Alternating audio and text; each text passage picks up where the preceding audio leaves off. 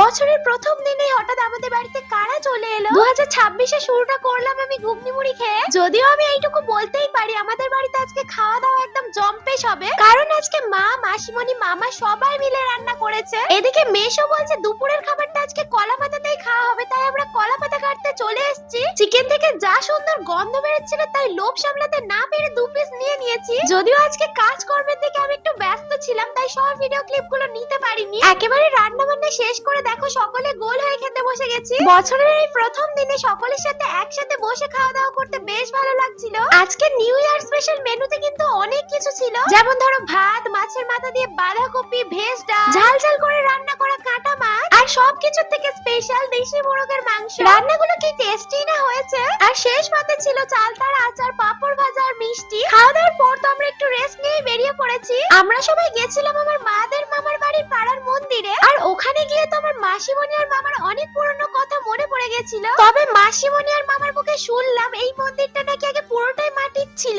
Recently এই মন্দিরটা এত সুন্দর করে বানানো হয়েছে। মন্দিরের উপরে কিন্তু আবার সুন্দর সুন্দর ময়ূরও রয়েছে। ওখান থেকে বেরিয়ে আমরা ভেবেছি বাড়ি চলে আসবো, বাট এর সাথে না খেললে তো আমাদেরকে বাড়িতেই আসতে দিচ্ছিল না। একে তো তোমরা আমার আগের অনেক লগেই দেখেছো। এর নাম হচ্ছে রাজা। সত্যি কিন্তু আমার মামাদের বাড়ির রাজাই। আচ্ছা এটা কি তোমরা কমেন্টে জানিও তো। আজকে থেকে কিন্তু আমাদের এখানে ধান ঝাড়া শুরু হয়ে গেছে, আর আমি কাল তোমাদেরকে ধান ঝেড়েও দেখাবো। তো দেখো এবার সবার বাড়ি চলে যাচ্ছে। বছরের প্রথম দিনটা সবার সাথে বেশ ভালো কাটলো। তোমাদের সবার নিউ ইয়ার কেমন কাটলো কমেন্ট করে অবশ্যই জানিও। তো আজকে এই পর্যন্তই, বাই সবাইকে।